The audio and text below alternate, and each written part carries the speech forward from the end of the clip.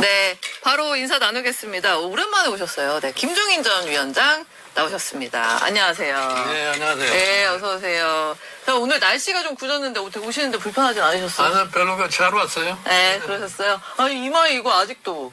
뭐, 이거는 뭐, 12월 말까지 붙이고 있어야 되는 것 같아요. 아, 흉 아니, 때문에. 이게 예. 여기 이제 봉합은 다 됐는데, 예, 뭐, 레이저 치료를 갖다가 한. 레이저 치료를. 5번쯤 해야 되는데, 이제 12월 말 되면 마지막 치료가 될 거예요. 아, 그러시구나.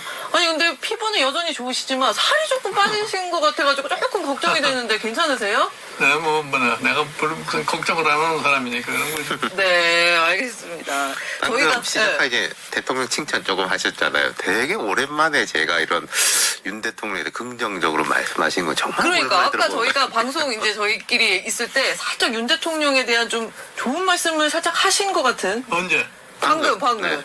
아니, 그동안에는 뭐 상황인식이 좀 잘못됐다가 최근에 와서 갑자기 뭐 양극화 해소니 뭐니 뭐 적극적인 재정을 해야 되겠다 하는 거 보니까 상황인식이 좀 달라진 것 같아요. 그게 기자회견 이후에 좀 윤 대통령이 약간 조금은 나아졌다. 본인도 이제 뭐 하도 지지도도 안 오르고 일반 국민의 불만이 어디에 있느냐 하는 거를 갖다 이제 터득을 한 거지. 국민이 삶이 어려우니까 불만이 많을 수밖에 없잖아요. 그 근원을 따지면은 소위 양극화라고 하는 것이 점점점 심화돼 가지고 있기 때문에 네. 사회가 점점 분화가 되니까 대통령으로서 그걸 갖다 그렇게 적당히 무시하고 지나갈 수가 없잖아요. 그러니까 그거를 지금 뭐 태클을 한다는데 아직까지 어떤 방법으로다가 양극화를 해소해야 되겠다는 그 구체적인 내용은 없어요. 네. 그러니까 이제 지금은 그저 대통령의 인식이 조금 바뀌었구나 하는 정도의 인식밖에 달리 할 수가 없어요. 그러니까 뭐 잘한다라고 평가할 수는 없지만 좀 바뀌었나? 약간 요 정도로 지금 그런 보고 거죠. 계시는. 그건 사실은 대통령이 취임하기 전서부터 우리나라는 지금 양극화라고 하는 것이 IMF 사태 이후에 지금 한 20년 이상 지속되는 거 아니에요. 네. 근데 매 정부마다 양극화 문제가 심각하다는 걸 알면서도 뭐 아무런 조치를 제대로 하지 못했기 때문에 지금 양극화는 계속 벌어지고 있는 거 아니에요. 그러니까 우리나라는 이 소득의 양극화부터 시작을 해가지고서 모든 분야가 다 양극화가 되게 되었어요. 우리나라 경제 구조 자체가. 네. 그러니까 이제 그것을 사실은 해소를 하지 않으면은 우리나라가 당면한 문제를 갖다가 해결을 얻을 수가 없어요. 내가 늘 강조하다시피 우리나라가 가장 지금 시급한 문제가 뭐냐면 양극화 문제 해소하고 저출산 문제라고. 양극화와 저출산. 이 저출산 문제도 양극화와 연결이 돼 있어요. 그렇죠. 기본적으로 애를 안 낳는 이유가 뭐냐면 경제적인 이유 때문에 안 낳는 것이 가장 중요한 거 아니에요. 맞아요. 그러니까 그 경제 문제를 해결하려면 이 양극화 문제를 해결을 해야만이 그 문제도 같이 동시에 따라갈 수가 없기 때문에 네. 그동안에 그러한 인식을 갖다가 전혀 안 하고 온 것 같이 지금 돼 있잖아요. 그러니까 지난번 총선에서도 그 패인의 가장 중요한 요인이 뭐냐면은 국민 생활을 너무나 돌보지 않았던 것이 가장 큰 패인이라고 난 봐요. 네. 그러니까 그 사실은 정부도 그렇고 집권당인 국민의힘도 그렇고 뭐 별로 그런데 신경을 쓰지를 않고서 그저 뭐 이재명 사법 리스크만 강조를 할 것 같으면은 국민이 마치 표를 줄 것 같은 그런 선거운동을 했기 때문에 결국 가서 지난번 총선에 참패했다. 참패할 수밖에 없었다. 네. 그러니까 일단 이제 포인트는 잘 잡았는데 이 양극화를 좀 더 어떻게 구체적으로 끌고 나갈지 이걸 좀 봐야겠네요, 저희가. 아니 지금 앞으로 이제 그거 봐야 되는 거예요. 지금 네. 앞으로 뭐 개각도 하고 한다고 그러는데 과연 다음에 등장하는 소위 국무위원들이 그런 문제에 대해서 심각성을 가지고서 뭐를 제시할 수 있을 것인가를 지켜봐야 돼요. 근데 이런 부분이 있는 것 같아요. 미국 대통령 선거에서 이제 인플레 문제가 사실은 제일 컸다. 네. 그러지 않습니까? 특히 미국 현지에서 우리는 밖에서 볼 때 뭐 민주주의 문제, 막말 문제, 뭐 이제 LGBT 이제 성적 소수자 문제 컸다고 하는데 미국 현지에서는 뚜껑 열어보니까 결국 물가가 제일 컸다. 그래서 아마 윤 대통령도 그런 뉴스도 보고 해서 그런 것 같은데, 근데 문제는 대통령이 정말 이게 전략적 기조 수정인지, 네. 그래서 이렇다 그러던데 이거 아니야 뭐 한번 찔러봐 라는 건지 그건 아직은 모르겠는 거 아니 같아요. 그거는 지켜봐야 알아요. 네. 지금 그 내가 보기에는 하니까 선거에서 뭐 외교니 안보니 뭐 이거 별로 의미가 없어요. 선거에서는. 미국 선거에서. 왜냐 사실은 일반 국민의 실생활에 내가 어떻게 영향을 받고 있느냐 이것이 사실은 표를 찍는데 가장 중요해요. 그야말로 민생. 이념이라는 게 별로 의미가 없어요. 보수고 진보고 다 얘기해봐야 소용이 없고 네네. 실질적으로 내가 매일매일 생활을 하는데 나에게 어떻게 영향을 미치느냐 이것이 가장 중요한 요인이라고. 어? 그렇죠. 그러니까 우리나라의 경우에 지난번 사실은 2020년 총선에 당시에 미래통합당이 수도권에서 아주 참패를 했잖아요. 네. 그러고 난 다음에 어떻게 참 어렵게 해가지고서 서울시장 보궐선거를 승리로 이끌고 네. 그걸 바탕으로 해서 정권 교체를 갖다 이룩했다 이런 얘기예요. 그러면 정권 교체를 이룩하는 그 과정 속에서 무엇이 지난 정권이 잘못해가지고 그렇게 되느냐를 알아야 할 거 아니에요. 그렇죠. 그 지난 정권에서 사실은 이 코로나 사태를 겪으면서 우리나라 자영업자, 소상공인 이 사람들이 상당수는 무너져 버렸다고. 예. 그러니까 새로운 정권이 탄생을 하니까 일반 국민이 기대하기에는 야 이런 새로운 정권은 이 문제를 좀 타개하려고 노력해야 되겠구나 하는데 전혀 그게 보이지 않는 거예요. 네. 그러니까 2024년 지난번 총선에서 2020년과 똑같은 결과가 수도권에서 나타난 거라 이런 얘기예요. 네네. 그러니까 내가 늘 강조하지만 윤석열 대통령이 취임할 당시에 엄청나게 여소야대 상황에서 2년 동안 아무것도 할 수 없었다는 걸 본인 스스로가 느꼈을 거 아니에요. 그러면은 2년 동안에 다음 소위 총선에서 내가 어떻게든지 과반수 의석을 차지하려고 노력을 할 것 같으면은 그에 합당한 정책을 수행했어야 되는데. 근데 그런 수행을 안 한 거예요. 어? 그러니까 그곳 가서 지난번 총선에서 그 엄청난 패배를 또 안을 수밖에 없는 거죠. 그러니까요. 그러니까 지난 총선을 복귀해 보면은 말씀대로 이제 국민의힘이 여건이 안 좋아지는 과정을 쭉 보면은 이제 최상병 이슈나 이제 이종섭 대사, 황상무 수석 이런 거에서 정치 고관여층들한테도 쭉 안 좋아지다가 대파값 딱 나오니까 일반 대중들도 확 돌아서는 그 흐름이 눈으로 보였었거든요. 그러니까요. 최종적으로 종집을 찍은 건 대파값. 결국 경제였다. 아니, 그러니까 부수적으로 내가 늘 강조하는 거예요. 생활에 영향을 미치지 않는 노력을 안 하면은 절대로 성공을 할 수가 없어요, 정부가. 그 위원장이 아까 우리 개각 이제 뭐 말씀하셨는데 개각 지금 뭐 하려고 하잖아요. 어떤 방향으로 좀 개각이 돼야? 아니, 그러니까 예를 들어서 지금 대통령이 내세운 건 뭐냐면은 지금 이 양극화를 해소해야 되겠다 이런 얘기 아니에요. 네. 그러면 양극화를 해소할 수 있는 인물들이 과연 어떤 인물들인가? 그거를 다 찾아서야 되는 거지. 네. 근데 만약에 지금 이번에 저희 새롭게 개각을 하고도 뭐 종전과 똑같은 식으로 가면은 네. 아무런 의미가 없는 거지 뭐. 이거는 대통령께서 기본적으로 분명하게 이해를 해야 할 게 뭐냐면은 대통령이 취임해가지고서 경제정책의 기본적인 방향이라는 것이 민간주도 시장 경제만 얘기를 한 거예요. 그리고 네. 재정 건전화만 얘기를 하는 거고. 네. 근데 재정 건전화가 무엇을 의미하는 걸 잘 모르시는 것 같아. 모르고 얘기하신다. 재정이라는 것은 경제 상황의 변화에 따라서 플렉시블하게 운영하는 것이 재정인데 재정을 경직되게 무조건 재정은 안정만 해야 되겠다. 그러면 아무것도 할 수가 없어요. 특히 민주주의 국가에서는 그러한 사고방식 가지고서는 국민의 지지를 얻을 수가 없다. 아니 그런 차원에서 이제 거론이 되는 것 같은데 총리가 바뀌면 그 자리에 뭐 경제인 출신이나 뭐 이런 분들도 좀 거론이 되는 것 같더라고요. 아니 나는 총리는 별로 의미가 없다고 생각해요. 총리 의미 없어요? 우리나라 총리는 아무 권한이 없어. 그 내치를 이렇게 좀 아니 뭐 내치도 할 그런 권한이 없는 게 총리예요. 사실 대통령이 사실 의식을 바꿔가지고서 예. 확실하게 뭘 해야지 총리가 뭘 할 수 있겠어요. 아니, 그래서 저는 이제 총리 이제 뭐 주호영, 권영세 뭐 등등등 여러 의원들 이름 거론되는데 혹시 누가 괜찮으시냐 여쭤보려고 그랬는데 그 사람들이 무난한 사람들이니까 거론이 되는 거지. 실질적으로 무슨 일을 할 수 있다고 생각해서 난 거론된 사람이라고 생각을 안 해요. 그냥 무난해서. 근데 현 정부의 인사를 쭉 보면은 제가 느낄 때는 대통령이 자기가 좀 안다 싶은 분야는 나하고 가까운 사람 뭐 이렇게 하고 좀 잘 모르겠다 싶은 분야는 기재부 관료들이 이렇게 많이 진출한 정부를 잘 못 봤거든요. 그러니까 웬만한 부처의 차관이나 외청장들은 다 기재부. 그렇다면 기재부 출신들은 대한민국 공무원 중에서는 어쨌든 경제를 제일 잘 안다는 사람들이지 않습니까? 그러니까 깔아놨는데도 뭐 잘 안 되네요. 아니, 그러니까 이 경제를 잘한다는 자체가 의미가 없어요. 사실 우리나라의 경제 사회의 기본적인 구조 밑바탕을 갖다가 제대로 이해를 하는 사람이냐 안 하냐가 달려 있는 거라고 보네요.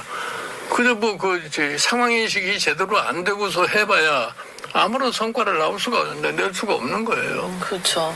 혹시 위원장님 그러면 이 자리가 누구로 바뀌는지 좀 보고 계시는 자리 있어요? 어느 장관? 경제부총리? 아니, 그러니까 제일 중요한 게 뭐냐면 이제 경제정책을 총괄하는 사람이 경제부총리 아니에요. 네. 경제부총리의 사고가 어떤 사고를 가지고 있느냐가 달려 있다고. 네. 예를 들어서 그 사람이 기본적으로 재정의 안정만은 추구하다 하면은 아무것도 안 한다는 얘기예요. 정부가. 네. 아니, 양극화를 해소하려면 양극화를 해소할 수 있는 도구가 뭐가 있겠어요? 재정이죠, 결국. 제일 중요한 도구가 재정이라고. 근데 재정을 건전화한다 할 것 같으면 아무것도 할 수 없는 거지 뭐. 알겠습니다. 근데 비판적으로 보는 사람들은 뭐 개뿔 건전화된 것도 없다. 왜냐면 이게 빵꾸가 워낙 많으니까 이제 감세가 있는 데다가 이건 또 긍정적인 면이 있겠지만 부동산 가격이 좀 주춤했지 않습니까? 서울에. 그러니까 또 부동산 세가 옛날에는 집값 오르면 어쨌든 종부세라도 많이 걷기라도 하는데 그것도 하니까 이게 구멍 나가지고 기금에서 땡겨 쓰고 뭐 땡겨 쓰고 하고 있다. 이게 지금의 우리나라 경제는 일반적으로 얘기해서 뭐 지금 내수가 없어가지고서 경기가 좀 침체하는 과정에 있으니까 그거를 해소하기 위해서 적극적인 재정을 해야 되겠다고 아마 대통령이 생각하는 것 같은데. 네. 최근에. 네. 우리나라는 지금 단순하게 소위 내수의 부족으로 인한 경기 순환뿐이 아니라 우리나라 경제의 근본적인 구조에 문제가 있다고 생각해요. 네. 예를 들어서 대기업과 중소기업 간의 격차, 또 점점 늘어나는 고용 구조의 변화. 최근에 와서 볼 것 같으면 40대, 50대에 직장을 그만두는 사람 숫자가 자꾸 늘어나는 거예요. 네. 그러니까 대기업들은 자꾸 기술 진보를 통해 가지고 새로운 기술을 도입하니까 인력 대체가 네. 이루어지고 그러잖아요. 아마 이 소리 오면 아마 잘 이해가 안 가지만 우리나라가 제조업에서 로봇을 사용 제일 많이 제일 높죠. 두 번째 세계에서. 네네. 이게 그만큼 사실은 이 경제 구조가 바뀌어 있다고. 네, 그러니까 네. 지금 이제 나는 늘 이런 얘기가 하는데 우리가 마치 일본에 잃어버린 30년의 초입에 지금 있지 않나 이런 내가 염려를 하는 사람이에요. 그러니까 이제 일본이 1990년대에 약간의 경기 침체를 보이니까 재정을 통해서 그걸 금방 해결할 수 있다고 생각했는데 그 자체 가지고서 해결이 안 돼요. 왜냐 구조적으로 문제가 복잡하니까. 네. 그러니까 이거를 지금 사실은 경제정책에 대한 전반적인 소위 윤곽을 새롭게 편성을 해가지고서 사실은 윤석열 대통령이 지금 하고자 하는 예를 들어서 양극화 해소니 이런 걸 갖다가 짜야 되는데 네. 그게 과연 지금 언제 짤 거냐 이게. 시간이 별로 많지가 않아요. 그러니까요. 지금 우리나라 경제에 소위 말하면 재편을 위한 아주 지금 가장 중요한 시기라고 생각을 해요. 이 시기를 놓치면 우리나라 경제가 어떻게 갈지도 몰라요. 정말 걱정하시는. 이게 좀 저희가 또 중요한 경제 얘기를 했는데 저희가 또 정치 컨설팅이기 때문에 정치 얘기로 또 조금 한번 넘어가 볼게요, 위원장님. 예. 어제 그 이재명 대표 그 위증교사 1심에서 무죄 났어요. 혹시 위원장님은 혹시 이거 예상하셨어요? 나는 그렇게 생각을 해요. 내가 늘 그런 얘기를 했지만 이재명 대표의 사법 리스크는 법원에 맡겨놓고 네. 정치권은 거기에 대해서 좀 왈가왈부 안 하는 것이 현명하다고 생각하는 거예요. 양쪽 다. 양쪽 다. 그러니까 사실은 자기네들이 무슨 얘기를 많이 하면 그 판사한테 그 영향을 미칠 수 있는 것처럼 착각을 하는 것 같은데. 네. 그래가지고서 어떻게 민주국가에서 사법체제를 갖다 유지할 수 있겠어요? 그렇죠. 그러니까 나는 기본적으로 이재명 소위 민주당 대표의 전반적인 사법 리스크는 법원의 판단에 매겨놔야지. 정치권에서는 제발 좀 다른 헛소리를 안 했으면 좋겠어요. 아, 그거에 관해서는 민주당도 좋아하거나 뭐 이렇게 하지도 말고 국민의힘도 그걸 활용할 생각도 하지 말고 뭐 그런 말씀이신 거예요? 아니 그러니까 예를 네. 들어서 이재명 대표가 선거법에서 뭐 집행유예를 받았을 적에는 즐거운 쪽이 국민의힘 사람들 아니에요. 네. 어제는 완전 바뀌어서. 어저께는 또 뭐 위증교사죄 무죄를 받으니까 또 국민의힘이 거기에 대해서 또 강력한 반발을 보이는 거 아니에요. 네. 이래가지고서는 정상적인 소위 상권 분립의 민주사회가 운영이 될 수가 없어요. 그러니까 양쪽 다 이거에 관해서는 언급을 좀 하지 말고 좀 정말 일을 해라 이런 말씀이신데 그때 예전에 9월이었나요? 이재명 대표 한번 만나서 식사위원장님 내가 그래 봐도 난방을 내가 이재명 대표 그러세요. 모든 거를 너무 이렇게 조급하게 생각하지 마시오.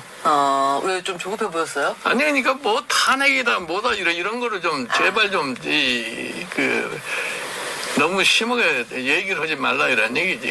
윤 대통령에 대한 탄핵을 굳이 그렇게. 탄핵이라는 것이 탄핵의 사유가 확 나타났을 적에 하는 거지. 뭐냐면 그냥 계속해서 탄핵 한다고 해서 탄핵되는 것도 아니잖아요. 그때 이제 이재명 대표가 위원장님 외에도 이상돈, 윤여준 두 분도 이게 뭐 연달아서 만난 거로 아는데 제가 다른 분한테 한번 이야기 들어보니까 많이 변했더라 사람이 이야기를 많이 듣더라 그런 이야기를 하긴 그래요? 하더라고요. 이재명 대표 좀 어떻게? 아니 나는 그 사람을 내가 민주당에서 2016년 비대위원장 할 때 그때 그때도 성남시장 때부터 자주 날 찾아봐서 내가 그 사람에 대해서 어느 정도는 알고 아는 사람이에요. 예.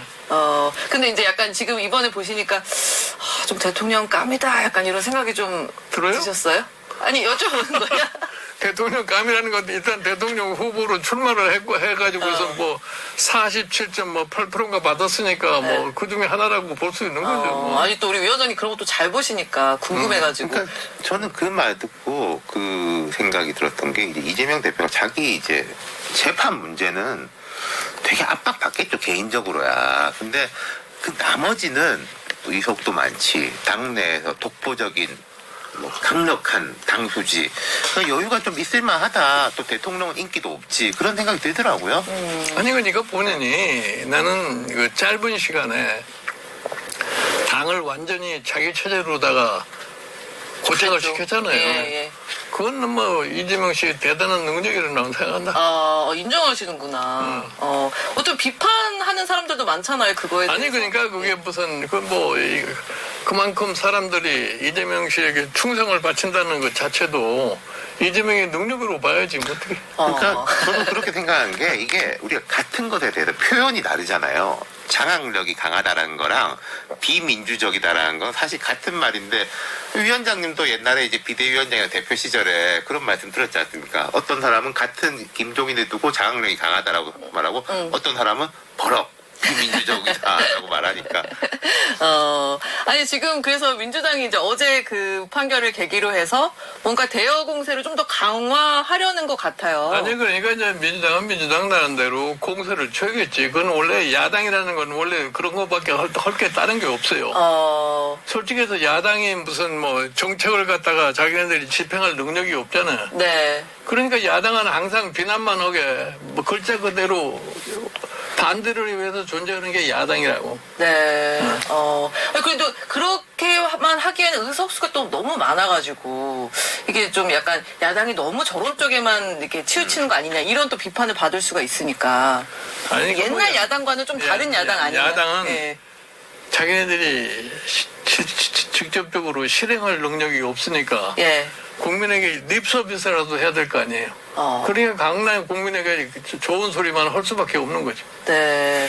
지금 당장 뭐 김건희 여사 특검법 이제 재표결을 원래 이번 주 목요일이었는데 뭐 조금 더 미뤄서 할 것 같기도 하더라고요. 이탈표를 좀 신경 써가지고 이거는 그래도 통과되기는 내가 보기에는 그거는 뭐 숫자적으로 봐서는 통과되기가 어려운 재심 요구를 할 것 같으면 통과되기 어려울 건데 그거는 국민의힘의 사람들이 얼마만큼 동조를 해주느냐에 달려있는데 국민의힘이 거기에 동조를 했어요? 그러니까 그 8표가 안 나올 가능성이 지금으로선 높아요. 내가 보기에는 그건 불가능할 거라고 봐요. 불가능해요.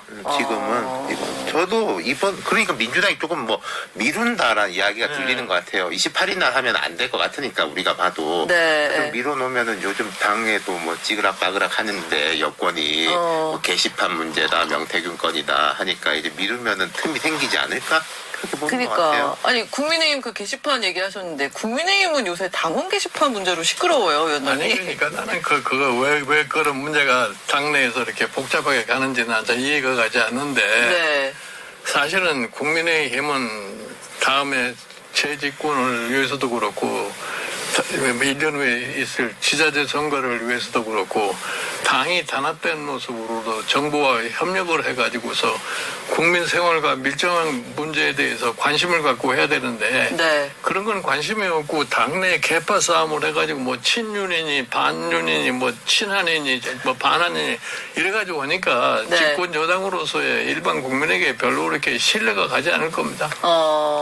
어제 국민의힘 그 최고위원회에서는 막 공개적으로 좀 싸움까지 했더라고요. 그래서 저희가 그거 영상 준비한 거 있거든요. 그거 좀 보여주실래요?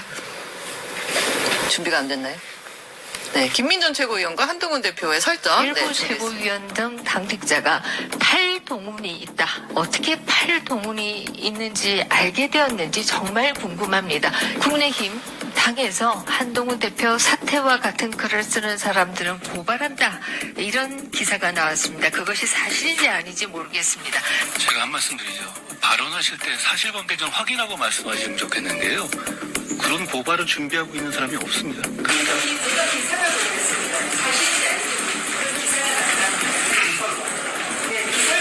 그게 무슨 말씀인지 모르겠네요.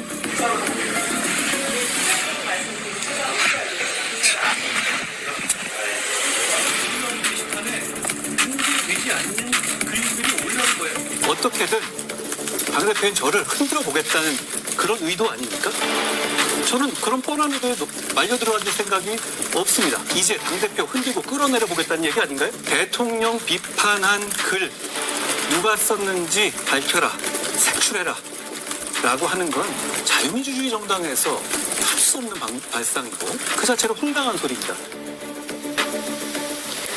그러니까 한동훈 대표는 이 논란 자체가 당대표인 자기를 흔들려는 의도다. 이렇게 지금 얘기를 한 건데 어떻게 아니, 그러니까 동의하세요? 일반 상식으로 생각하면은 예. 한동훈 당 대표가 본인 스스로가 대통령을 비방하는 글을 쓸 수 있겠어요? 한동훈 대표는 아닌 걸로 이제 되고. 그거는 상식에 맞지 않는 소리를 한 거라고요. 예, 예. 그러니까 사실은 당내에서 당의 분란을 자꾸 일으키려고 하면 이 소리도 하고 저 소리도 하고 다 하는 거 아니에요. 그러니까 내가 보기에는 아직도 우리 한동훈 대표가 당에 대한 장악력이 별로 이렇게 지금 없기 때문에 저 같은 현상이 생겨나지 않느냐 이렇게 봐요. 당 장악력이 없기 때문에. 근데 이제 한동훈 대표를 공격하는 사람들은 그래서 가족들이 이 글을 썼어 안 썼어 이걸 밝혀라 이제 계속 이거를 요구하고 있거든요. 아니 그러니까 한동훈 대표는 물론이고 그 가족들이 자기 소위 한동훈 대표를 생각해서도 나는 그런 짓을 안 했으리라고 난 생각을 하는 거예요. 네네. 근데 이제 그거를 이제 빙자를 해가지고서 한동훈 대표를 갖다가 흔들려고 하는 그런 소리가 많이 들리는 거 아니에요. 그러니까 뭐 12월 달 안에로 뭐 한동훈 대표를 갖다가 제거해야 되겠다 어떻다는 이런 소문이 돌게 무슨 되는데 프로젝트 막 이러면서. 예. 뭐 김옥균 프로젝트니 맞아요. 뭐니까 예. 그런 게 있잖아요. 예, 예. 나는 저건 저희 국민의힘에 매우 불행한 상황이라고 생각을 해요. 그럼 지금- 공격을 멈춰야 되는 거네요. 그렇게. 지금 뭐 똘똘 뭉치자고 추경호 대표는 계속 얘기를 하면서 저와 같은 상황을 전개한다는 게 납득이 안 가는 거지. 근데 이제 한동훈 대표한테 지금 상황이 이렇게 막 또 이렇게 녹록치만은 않은 게 어쨌든 이 논란이 너무 길게 끌어져 와가지고 이거를 어떻게 매듭을 지어야 되냐 당대표가 어떻게 하면 좋을까요? 이 당원 게시판 논란을 한동훈 대표가 아니, 그러니까 뭐 지금 뭐 수사를 해서 저거를 매듭을 질 수는 없어요. 솔직히 얘기해서. 나는 우리나라 정치의 가장 큰 문제가 정치적으로 해결할 걸 갖다 전부 다 수사 법에 의해서 해결하려고 하는 그런 못된 지금 관례들이 있어가지고 자꾸 이제 그런 문제가 생겨나는 건데. 예.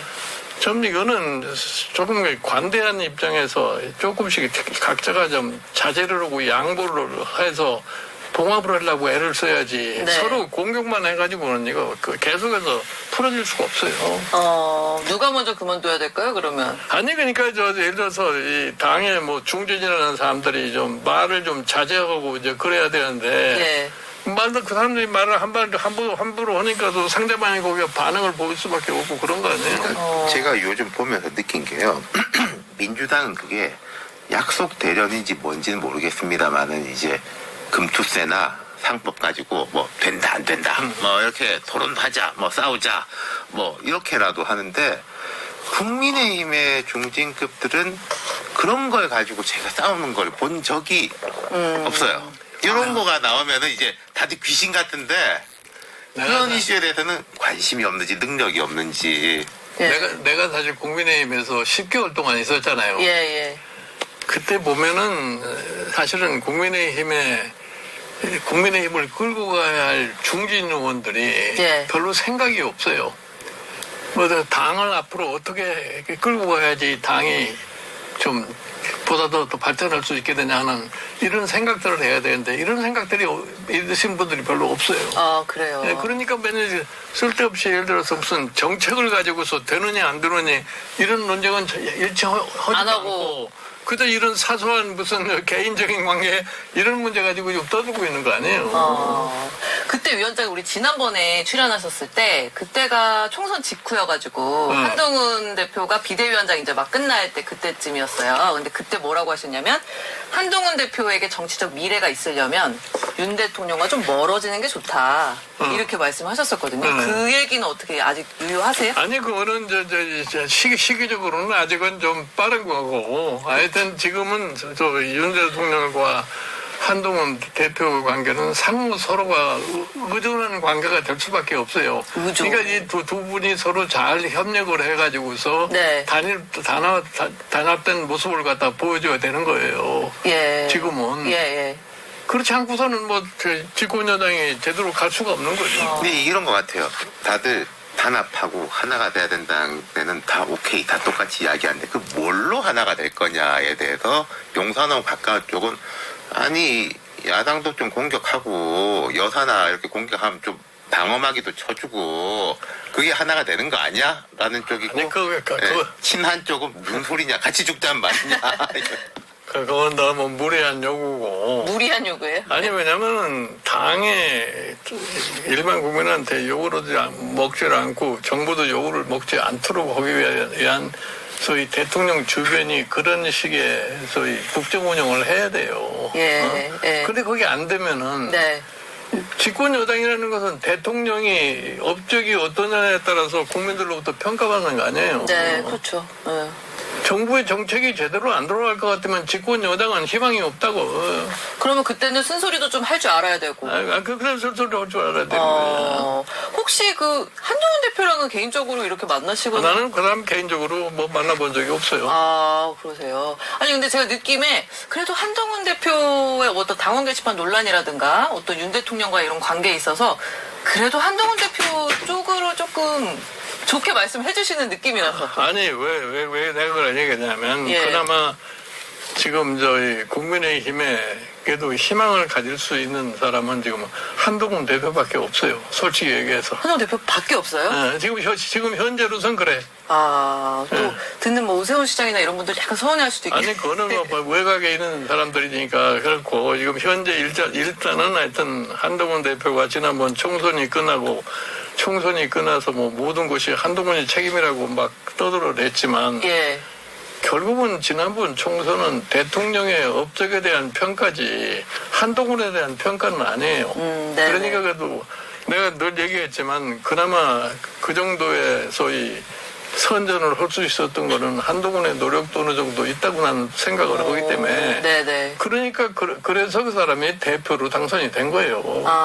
네네. 그러면 지금 보수에서는 어쨌든 그래도 제일 괜찮은 한동훈 대표가 예를 들면은 정권의 보수 입장에서 정권을 유지를 하려면 어떻게 이 남은 아니 그러니까 기간을. 정권은 유지했죠. 정권 재창출이 목표 아니에요. 예. 지금 재창출을 하기 위해서는 조금 얼마 전에 뭐 대통령 말씀하신 대로 지금 현재 우리나라의 경제 사회 현상에 대한 참모습을 갖다가 인식을 난 최근에 하시지 않았나 이렇게 봐요. 네네.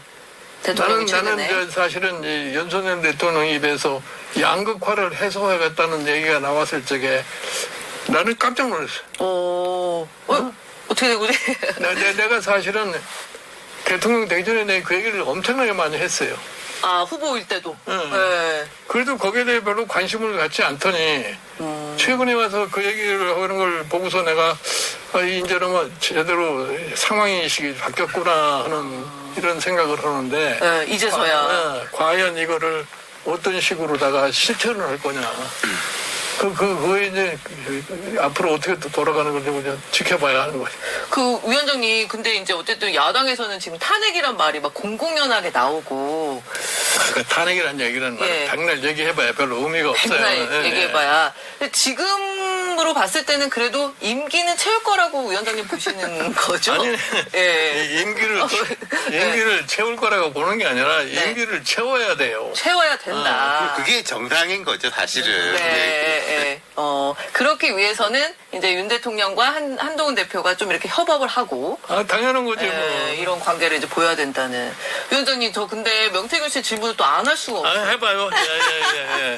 예. 아니, 그동안에 그 시계 보신다 또. 그 기자들 전화도 진짜 많이 받으시고 고생 좀 하셨을 것 같아. 이거 대응하시느라고. 나는 사실은 그 명태균에 대해서 얘기를 별로 안 하려고 그랬었는데. 예.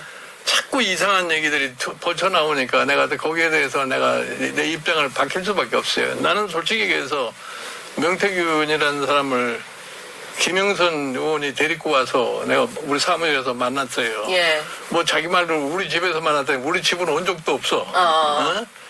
그래가지고서 나한테 뭐 이따금씩 연락도 전화로 하고 했는데 예. 솔직히 해서 내가 그 사람하고 뭐 하루 종일 협의할 사항이 없어요. 내가 얘기를 했지만 내가 국민의힘의 비대위원장으로 있으면서 내 책무가 내가 책무로 느꼈던 것이 뭐냐면 서울시장 보궐선거, 부산시장 보궐선거를 국민의힘이 이겨야 된다는 것이 내 책무였다고. 그렇죠. 그래서 나 나름대로 생각을 다 가지고 있었던 사람이에요. 예. 근데 내가 보니까 이제 와서 느끼는 게 뭐냐면 이 명태균이라는 사람이 의도적으로 나를 접근을 한 거야. 의도가 있었다. 내 이름을 좀 많이 팔아먹을 생각을 했던 것 같아요. 그러니까 그 사람이 지금 사실은 좀 오세훈 시장 선거에 판을 짰다고 얘기를 하잖아요. 예. 그 사람이 여론조사를 해가지고서 오세훈 시장을 만들었다는 게 그게 말도 안 되는 소리라고. 예를 들어서 오세훈 시장이 이제 당내 경선을 통해서 나경원하고 붙어서 이기지 않았어요. 예. 그 당내 경선이라는 것은 국민의힘의 선거관리위원회가 구성이 돼가지고 그 위원회에서 여론조사기관을 갖다가 선정을 해가지고서 당 대표를 뽑아놓은 거란 말이에요. 예. 나는 솔직히 얘기해서 선거관리위원회에 이래라 저래라 얘기한 적도 없어요. 예. 그러니까 이제 명태균 씨가 여론조사를 해서 나한테 뭐 보고를 했다는데 그거는 여러 개의 여론조사 중에 하나 정도 되는 거예요. 나는 그 당시까지만 해도 내가 컴퓨터를 만질지를 모르니까 우리 비서 아가씨가 출력을 해서 주면은 책상에 있으면 뭐 그런 게 있는가 보다 하고 내가 지나쳐버렸던 거지. 내가 별로 거기에 신경 쓴 것도 없어요. 그리고 저 사람이 자꾸 쓸데없이 내가 자기하고 무슨 하루에 전화를 뭐 몇 통, 15번씩 했다는 나는 그런 전화를 해본 적이 없어요. 15번 통화할 거면 아침 6시에도 전화했다고. 자기가 일반, 내가 그 사람하고 협의할 게 뭐가 있어, 솔직히 얘기해서. 나는 내가 여러 당을 다니면서 내가 선거를 치러봤지만 난 누구한테 뭐 이렇게 물어보는 사람이 아니에요. 내가 판단하면 그 판단대로 하는 거지. 예. 가까웠다가 멀어졌다. 멀어진 게 아니에요? 위원장님? 가깝게 내가 그 사람하고 가까워질 이유가 뭐가 있어요? 근데 이제 이 몇 가지 정리를 나는 내가 솔직하게 말씀드리면 예. 그 사람이 찾아오면은 내가 그냥 뿌리치지 않고 만나주는 거. 네. 그리고 사진 찍자 해서 사진 찍은 거. 네. 대표적인 얘기가 말이야. 제주도 가서 내가 그저 무슨 별장인가 뭐 예, 가서 예. 거기서 한 10분 내지 15분쯤 있었을 거예요. 거기서 사진을 찍었어. 그러고는 갔는데 그 사진 찍은 걸 갖다가 자기 SNS에 올려가지고 나하고 자기하고 마치 휴가를 같이 간 것처럼 그렇게 표시하는 거 아니에요. 그런 걸 보면 그 사람이 어떠한 소위 태도를 갖는다는 걸 갖다가 짐작할 수 있어야 되는 건데 그 사람이 뭐 대단한 사람처럼 사람들이 생각을 해가지고 명태균 그런데 예. 내가 그 사람 내가 솔직히 해서 내가 뭐 자기 뭐 명박사라고 할 때는 나는 그 사람을 명박사라고 불러본 적이 없어요. 아, 그래요. 내가 명사장이라고 그랬지 사장이라고 그러니까. 영사장이라고 했지. 그러니까 사실은 내가 보기에 그래요. 우리 이제 기자들 자꾸 전화하는 것도 보면은 기자가 하려면 최소한도 상식은 가지고 있어야 할 거 아니에요. 아니, 그러니까 예를 들어서 오세훈 시장이 시장 후보가 됐을 적에 예. 나경원, 오세훈, 오신환, 조은희 이 넷이서 당내 경선을 했어요. 예. 처음에는 7명이 나왔다가 3사람이 정확히 기억하고 계세요. 탈당하고 예. 그래 거기에서 처음에는 나경원이가 될 것 같이 생각이 되는데 갑자기 오세훈이가 된 거예요. 네. 근데 나는 솔직히 해서 나경원이가 됐건 오세훈이가 됐건 누가 됐건 간에 국민의힘의 후보가 틀림없이 된다는 내가 확신을 가진 사람이에요. 예. 그땐 뭐 다른 여론조사를 보면 내가 기억하고 있는 거예요. 여론조사 기관에서 서울에 있는 여론조사 기관에서 하면은 박영선이 34%, 나경원 24%, 안철수 23%, 숫자를 더 기억하세요? 오세훈 16%. 이런 여론조사가 몇 개 떴다고 해요. 네. 그때 이제 갈리니까 예. 조금 갈리니까. 그래서 내가 오세훈하고 나경원하고 합하면은 우리가 이긴다고 내가 그런 거야. 그러니까 안철수 쓸데없이 단일화 안 해도 좋으니까 나가려면 나가라고 내가 그런 거 아니에요. 네네네. 그래서 내가 제3자 대결을 해도 내가 우리가 이긴다고 내가 그랬던 사람이에요. 그러니까 이 몇 가지 포인트를 정리하면은 예. 위원장이 말씀하신 것처럼 그 명태균이라는 사람이 김종인을 말하자면 자기 어떤 뭐 소개장 비슷하게 쓴 건 맞는 것 같아요. 정치권에. 그럼 사람들이 생각할 때 아니 김종인 분이 어떤 양반인데 뭐 아무나 만나겠어? 함부로 만나지 않을 거다. 그러니까 그 뭐랄까 좀 그 입장권 비슷하게 악용을 했던 건 맞는 것 입장권, 같고 네. 근데 저도 이런 일을 한 사람들이 이해가 안 되는 게 근데 그 이후에 너무 많은 사람들 대통령 그 후보까지도 사람이 이렇게 타고 들어가가지고 의도적으로 이 지난 일을 갖다가 자꾸 자기가 한 것처럼 다 얘기하잖아요. 아주 쉽게 얘기해서 우리 사무실에서 청와대가 보인다고 그런다요. 우리 사무실 청와대 보이질 않아요. 그리고 이 사람 얘기 중에 내가 윤석열 대통령 보고 나하고 헤어지기 전날 내가 연기만 하라고 그랬잖아요. 예. 그거를 마치 지가 나한테 가르쳐 준 것처럼 이딴 소리를 하고 앉았고. 예. 그리고 또 무슨 윤석열 대통령하고 나하고 헤어지는 게 그 내용도 모르고서 내가 뭐 윤석열 대통령한테 개헌해서 2년만 대통령 하라고 했다고 이런 소리도 하고 하잖아요. 나는 사실 대통령 선거 내가 총괄선대위원장을 했지만 윤석열 대통령을 갖다가 개인적으로 만난 적이 없어요. 네. 회의에서 한두 번 만났지. 내가 이제 그런 얘기를 할 수 있는 그런 가능성이 전혀 없었던 거예요.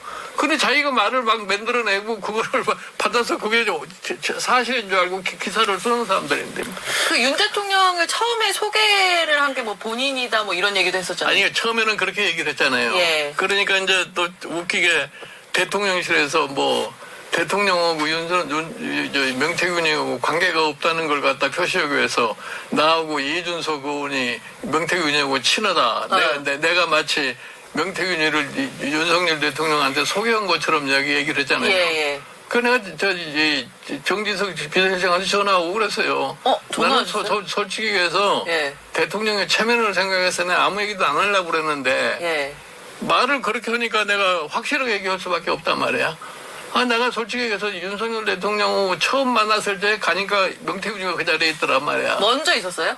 어? 명태균 씨가 먼저 있었다. 그래. 그러면 위원장님이랑 윤 대통령 나는- 사이의 다리가 아니었네요. 네. 내가 윤 대통령을 갖다가 검찰총장 시절에 내가 2월 달에 별의 순간을 잡았다고나 얘기를 하지 않았어요. 그러셨죠. 예. 이제 그러고 난 다음에 윤석열 대통령이 3월 3일 날인가 총장 사퇴를 했을 거예요. 그러고 나서 4월 7일 날 서울시장 보궐선거가 끝났는데 그 다음 날 4월 8일 날 갑자기 김근식 교수가 나를 찾아왔어요. 예. 뭐라고 얘기를 하냐면 윤석열 총장이 곧 전화를 할 테니까 전화를 꼭 받으시라는 거야. 예. 그래서 이제 김근식이 있는 자리에서 전화를 받았어요.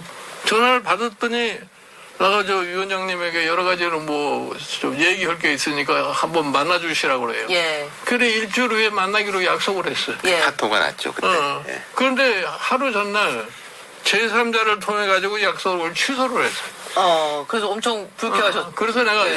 한번 별 사람이 다 있구나 하고서 예. 그러고서 일체도 하고 이제 관심을 갖지를 않고 있었는데 네.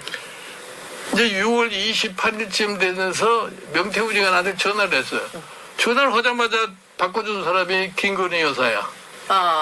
그게 이제 6월로 훌쩍 뛰어가는군요. 예. 그 김건희 여사가 나보고 윤석열 저 대통령을 좀 만나주시라 이거야. 그래서 뭐 약속도 취소한 사람인데 뭐로 만나냐더니 예.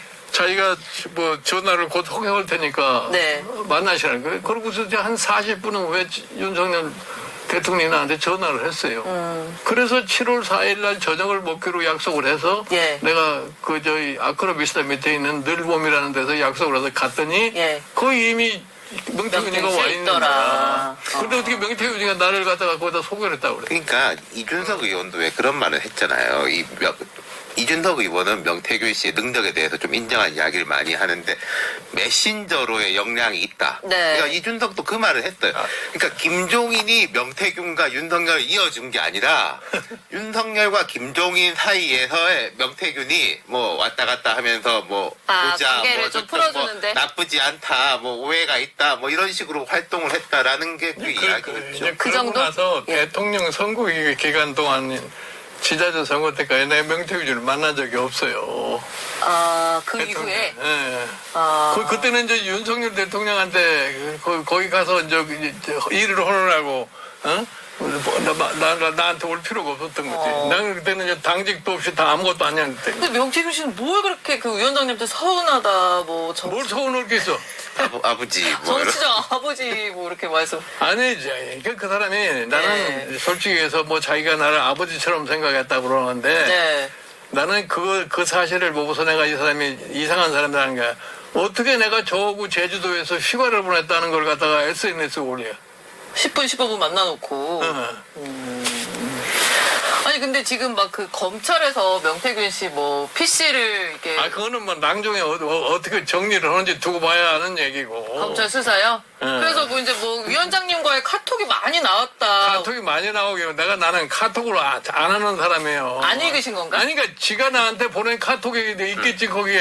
예. 네, 위원장 그거 여론조사하는 우리 비서 아가씨한테 보내면서 카톡으로 보냈겠지, 거기.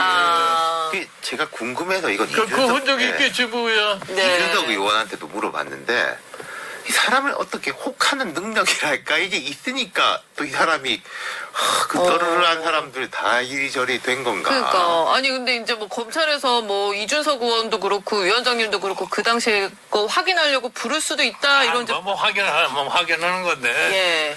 그러니까 사람을 갖다가 내가 보기에는 그 사람이 인생을 그렇게 사는 해서니까 누구를 자기가 잘 안다고 그래가지고서 대통령도 팔고 그러는 거 아니에요. 나는 최근에 와서 그 사람이 나한테 황당하게 느낀 게 뭐냐면은 지난 총선 전에 김영선 전 의원을 데리고 와서 개혁신당 비례대표를 시켜달라고 일본을 해달라고 그래요. 내가 가서 안 된다고 그랬더니 그랬더니 옆에 있다가 뭐 지가 뭐 하면은 개혁신당 지지도를 갖다가 15%로 올릴 수 있다고 그러더라고. 그렇게 황당한 사람이에요. 그러니까 그 사람이 내가 보기에 지금 와서 보면은 무슨 생각을 하냐면은 마치 자기가 여론조사 방를 통해 가지고서 누구를 당선시킬 수 있다고는 환상에 있는 사람이야. 네. 네. 어? 근데 이게 보수의 입장에서 봤을 때 지금 뭐 이준석 의원도 그렇고 오세훈 시장도 그렇고 어떻게 보면은 범보수로 봤을 때는 대권 주자들이잖아요. 아니에요? 근데 어쨌든 그런 범주자, 이제 범주자. 범으로 봤을 때 이제 어떤 그런 무게감 있는 정치인들이 이 명태균 씨와 괜히 연루가 돼서 약간 좀 타격을 받게 된 거 아닌가. 아니 그러니까 내가 보기엔 뭐 오세훈 시장이 개인적으로 명태균하고 무슨 관계가 있는지 난 모르겠어요. 예. 어? 또 이준석이도 개인적으로 어떤 관계가 있는지 모르겠는데 내가 객관적으로 판단하기에는 그래요. 그 사람이 솔직히 얘기해서 자기가 여론조사하는 방식 그걸 가지고서 무슨 국회의원도 당선시키고 무슨 시장도 당선시키고 있다는 이런 환상에서 벗어나야 돼, 이 사람이. 자기가 그걸 할 수 있다고 생각하는 거, 착각을 하는 거야. 또 정리하면 위원장님이 국민의힘 당시 미래통합당 계실 때 그 명태균 씨의 역할은 아무 역할도 없는 거지. 그 여론조사하는 것 중에 하나지. 예. 아니 내가 국민의힘을 갖다가 이제 10개월 동안에 끌고 가면서 내가 이 서울시장 보궐선거 이기야만이 정권 교체를 할 수 있다고 생각하는 사람이. 응? 네네. 그 나름대로 계획을 가지고 다 한 거예요. 네네네. 근데 무슨 그 사람이 나타나가지고서 자기가 마치 뭘 이제 판을 짜가지고서 했다고는 그런 엉터리 같은 소리를 어떻게 하면 어떻게 해. 아무튼 이거를 근데 이게 기사가 계속 나와가지고요. 위원장님도 이것도 계속 대응이 또 끝나지가 않으실 것 같아요. 걱정이 되는 게. 내가 보기에는 먼저 어느 시기 가면은 예. 정말 종결이 되겠지. 그니까 안 그래도 이 이슈가 정말 어떻게 좀 끝날까. 내가 보기에는 뭐 어차피 무슨 이제 검찰에서 뭐 지금 문제는 뭐 또 여론조사 하는 과정에 뭐 돈이 어떻게 왔다 갔다 하냐 그것도 가지고서 얘기하는 거 아니에요? 예. 저는 자, 그만합시다. 이제 마무리 하려고요. 예. 그러니까 지금 뭐 그런 부분이 그러니까 지금 위원장이 말씀하시는 거는 이 먼지다 자연스럽게 좀 시간이 지나면 먼지는 가라앉을 거다. 저도 이제 되게 공감하는 면이 있는데 네. 요즘은 워낙 아까 이제 그 국민의힘 게시판 논란도 저는 그게 문제가 아니라고 생각하는데 문제가 아닌 걸 문제로 만들어서 문제가 돼버리니까 또 문제인 거죠. 그런 느낌이에요. 알겠습니다. 위원장님 마지막으로 개혁신당은 어떻게 또 애정원이 조언을 계속 하고 계세요? 개혁신당? 나는 개혁신당하고 내가 관계가 없어. 이제 안 맡으셨으니까. 그 선거 때만 내가 공감하셨군요. 공감위원장 노릇을 해준 거지. 예. 혹시 그 이준석 의원 지지한다는 그 우리 손주분은 여전히 지지하고 계실까요? 우리 손자? 예. 우리 손자는 모르겠어. 아직은 내가 물어보지 않았으니까. 네네, 알겠습니다. 아직 위원장님. 당정권 갖고 있는 것 같아. 당원이었구나. 알겠습니다. 위원장님, 오늘 정말 날씨도 궂은데 또 이렇게 오랜 시간 내주셔서 감사드리고, 네. 저희가 사실 이거 개편하면서 제가 위원장님 제일 먼저 전화를 드렸어요. 예, 근데 너무 흔쾌히 그때 오케이 해주셔가지고, 그다음부터 그 진도가 쑥쑥 나갔습니다. 저희 신년에 또, 2025년. 그럽시다. 예, 신년에 또 저희가 모시는 걸로 하고. 건강한 모습으로 다음 예, 알겠습니다. 오늘 긴 시간 위원장님 고맙습니다. 네. 네, 저희는 다음 주에도 화요일 오전 10시에, 다음 주에 꼭 화요일 오전 10시에 생방송으로 찾아오겠습니다. 오늘도 고맙습니다.